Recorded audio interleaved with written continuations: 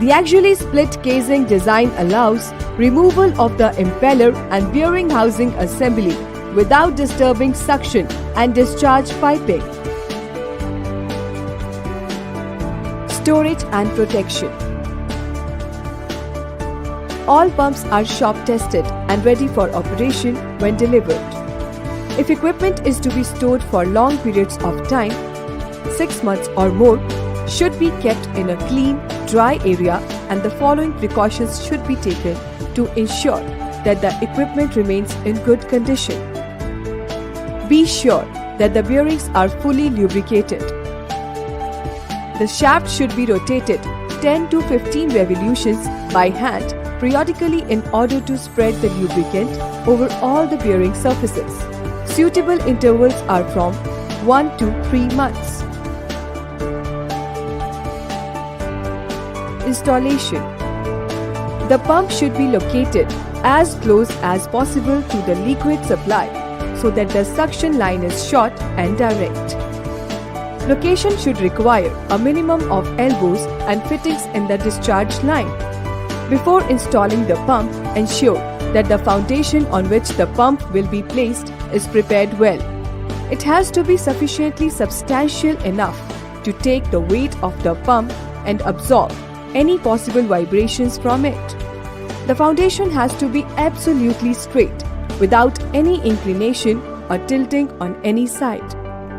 The foundation bolt of proper size should be embedded in the concrete and base plate tightened, ensuring that it is level in all directions. Piping associated with the pump must be anchored and supported independently of the pump and should never put any strain on the pump casing. When the pipes are not supported, their weight is borne by the pump casing and may cause them to crack or deflect. It is important that the connections be carefully aligned axially, angularly, and in length.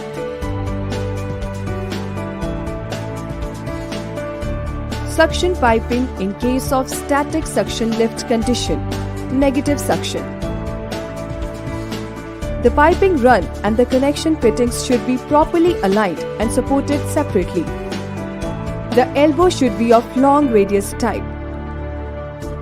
All suction piping must be airtight.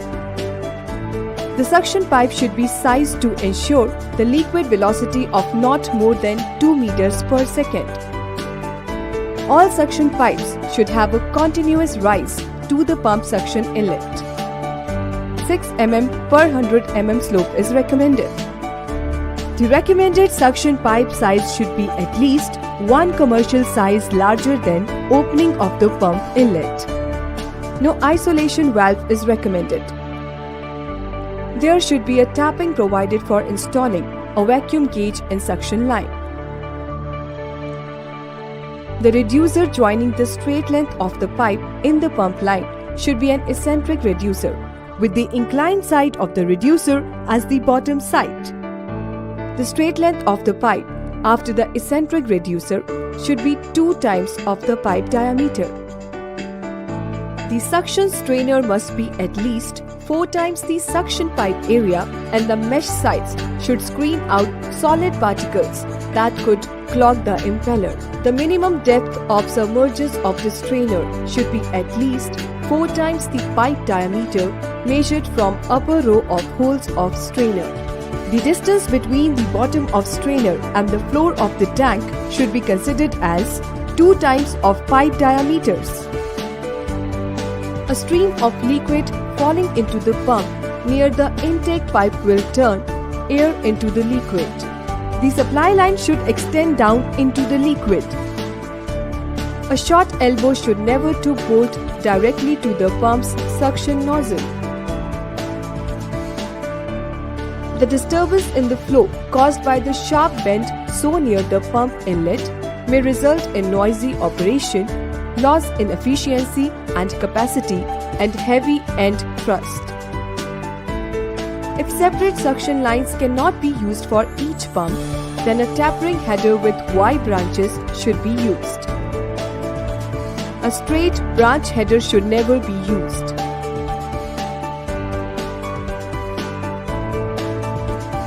Suction piping in case of flooded suction condition. Positive suction.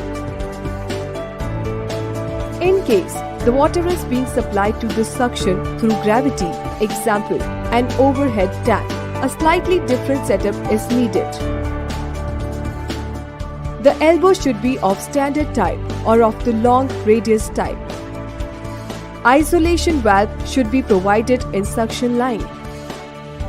The pipe supplying from the tank into the pump should have a descending inclination. The straight run of the piping leading to the pump suction nozzle should be at least 3 times to 6 times the diameter of the pipe from the upstream elbow. The suction pipe should be sized to ensure a liquid velocity of not more than 3 meters per second. There should be a tapping provided for installing a pressure gauge in suction line. The reducer joining the straight length of the pipe in the pump line should be an eccentric reducer with the inclined side of the reducer as the top side. Stuffing box seal connections are usually made from the top of the pump casing. If the liquid being pumped is unsuitable for sealing, then it is preferable to bring fresh, cool water to seal connections from an outside source.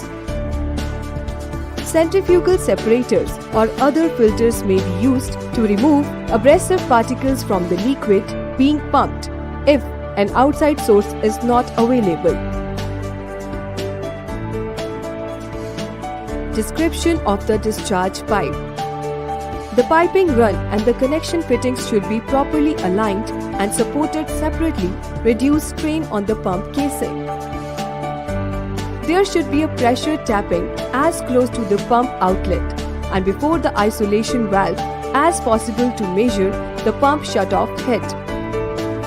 Concentric reducers are installed in the discharge pipe to minimize friction losses.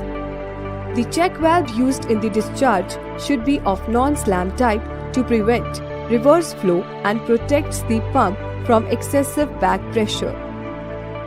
The isolation valve is provided downstream of the check valve so that these can be taken up for maintenance, priming and starting whenever required. The recommended discharge pipe size should be at least one commercial size larger than the opening of the pump outlet.